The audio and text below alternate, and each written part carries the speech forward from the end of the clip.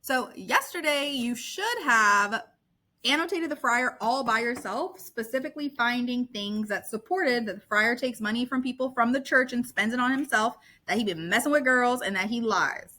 You should have already found that. But today you are going to watch this and be really, really fast and decide if you found the stuff that you should have found on your own or if you low-key had kind of missed it. So I'm going to read and highlight just to find the things that we pointed out yesterday from AI, and then me telling you like, AI also missed this, and see what you got. There was a friar, a wanton and merry limiter, a very festive fellow. In all four orders there was none so mellow, so glib with gallant phrase and well-turned speech. He'd fixed up many a marriage, given each of his young women what he could afford her. I'm just gonna say, you might have to read that again. I'll read it one more time, and I'm just putting because Chaucer trying to call him out right there. He'd fixed up many a marriages, giving each of his young women what he could afford her. So that means he'd be messing with married women. And one, it's not just wrong that he's messing with married women because they're married, but also he's not supposed to be like engaging in any relations with anybody but the church or poor people that he's giving money. He was a noble pillar to his order. Highly beloved and intimate was he with county folk within his boundary. So they love him, and he was intimate with county folk within his boundary, and city dames and honors and possessions. So right here, this is just re-highlighting. The girls like him, and he is very intimate with them. So he's like close with the city folks who love him.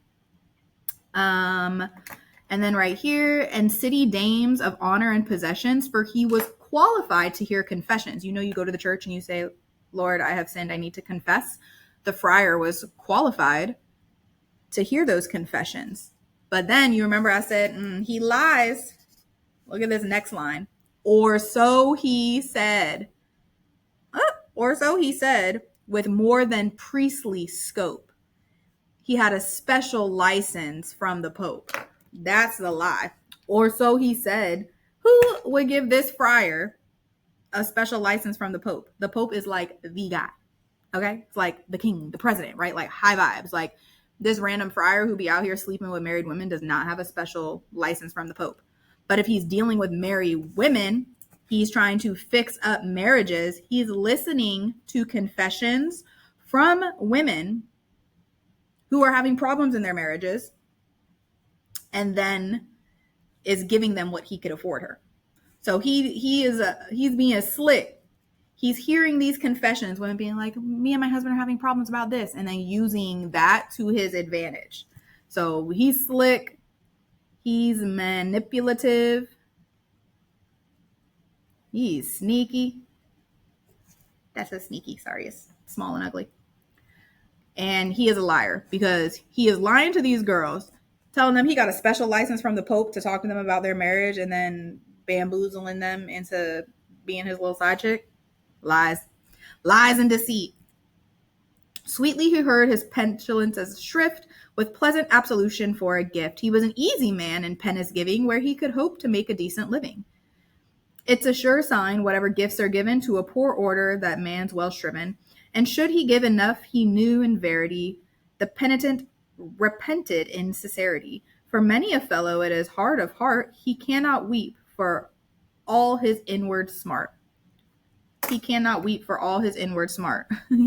So he hears all these confessions and he do not care. He's like, I do not care. IDC. I don't care what y'all got going on. I am not sad. Not my problem. Give me your money, right? Therefore, instead of weeping in prayer, one should give silver for a poor friar's care.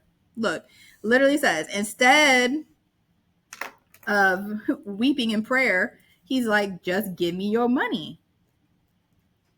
Not caring nothing about it. So he kept his tippets stuffed with pins and curls, and his pocket knives to give pretty girls. Pocket knives to give pretty girls. This is another sketchy thing, right? Sketchy. Why is he giving stuff to young girls? And certainly his voice was gay and sturdy, for he sang well and played the hurdy-gurdy. At sing-songs he was champion of the hour. His neck was wider than a lily flower, but strong enough to butt a bruiser down. He know the taverns well in every part of town. Y'all know what a tavern is? That is the bar. Why does this man know where all the bars are? So he drinks and be at the bar. That's not allowed, right? Flippity flip. We're probably just going to pick out a few last things from here because we already got a lot for him. And he knew every innkeeper and barmaid. Barmaids are the bartender. And they were girls. And he knows all of them. Like, dude. Better than leapers, beggars that crew. For in so eminent a man as he, it was not fitting with the dignity of his position, dealing with the scum of wretched leapers. Nothing good can come of commerce with such slum and gutter dwellers, but only with the rich and victual sellers. Right here says he be hanging out with the sketchy people.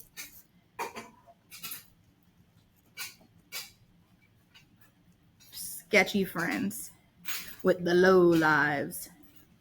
With the crooks, right? That's not who he's supposed to be kicking it with in his free time. And this right here says, scroll down to 256, he was the finest beggar of his batch, and for his begging district paid a rent. So he's collecting money from the church, begging, taking money from people, and using it to pay his rent. That's not what he's supposed to be doing with the money, right? So here's another way of how he lies. This is the second lie we done caught him in. He's telling people, it's for the church, and then going to paying his rent. And then, let's see. I'm going to go fast and skim this last section and see if there's anything if I want us to add.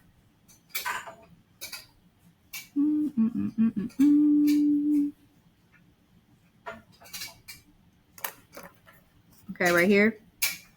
He lisped a little out of wantonness to make his English sweet upon his tongue. So he tries to cue up how he talks. Tries to have a little list to be like, oh, okay, Friar, okay, cute, okay, boo. When he played his harp or having sung, his eyes would twinkle and his head as bright as any star upon a frosty night. His worthy name was Hubert, it appeared. And this is his name, Hubert. And that is it. So you hopefully, we found all together 1, 2, 3, 4, 5, 6, 7, 8 things about him that supported all of the negativity that Chaucer said. Tomorrow, we're going to be coming back to the nun, the monk, and the friar, and then writing about what Chaucer's critique was of the church at that time, using direct quotes from each of these. So we are going to have a summative writing this week, but we're going to do a video walking you through the first part of it. You can kind of write tomorrow, right as we are doing the video, and you should be done with it before Friday. So, yay!